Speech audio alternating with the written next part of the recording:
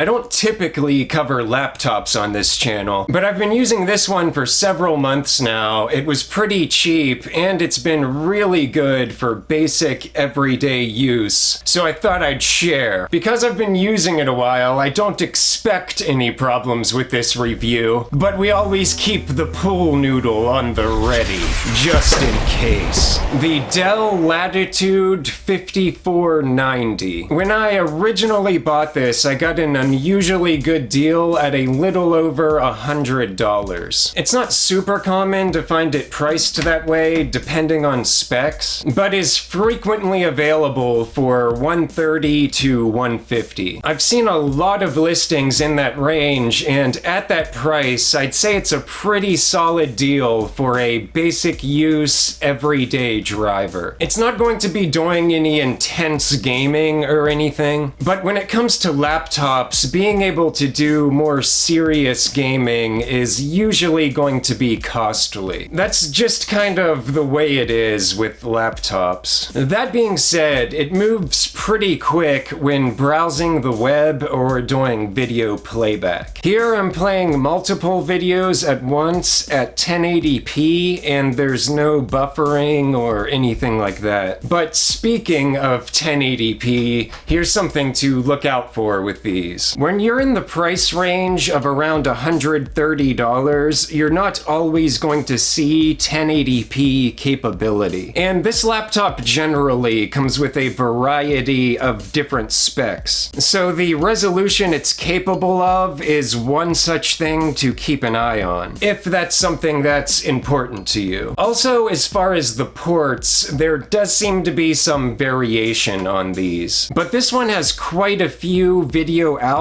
options, HDMI, mini DisplayPort, and VGA. We have our USB ports and also an SD card reader. In terms of components, there's a few other things to look out for as well. These laptops shipped out with both 7th generation and 8th generation Intel iSeries CPUs. While the 7th gen processors aren't bad, if you were hoping to use Windows 11, you technically need at least an 8th gen CPU. There are some tricks and ways around that, but it's still something to keep an eye out for. Personally, I'm not as concerned about Windows 11 because I refuse to use it until Microsoft releases Clippy. This one that I'm using has the i5-8350U. That's 4 cores, 8 threads, 1.9 gigahertz base frequency, 3.6 gigahertz turbo boost. And that CPU does seem pretty common in the $120 to $130 price range. RAM. This will also vary from listing to listing. It'll be DDR4, but how much and what speed depends on the listing and type of CPU. This one came with 8 gigabytes of DDR4 2400. It would have been nice if it had 16, but that's going to depend on the individual listing. Also, the speed might be different. Sometimes I see them with 2133 megahertz. Again, depending on the listing. Not a massive difference, but something to keep an eye on. When it comes to older, budget-oriented computers, they're sometimes hit or miss on if they have an M2 slot or if they come with an M2 drive. I believe this does have M2 capability, which probably isn't super necessary for everyday use. A 2.5-inch SSD is probably fine, but it's always nice to have that option. I'm going to crack this open and take a look inside, so we'll see if we can scope an M2 slot and also see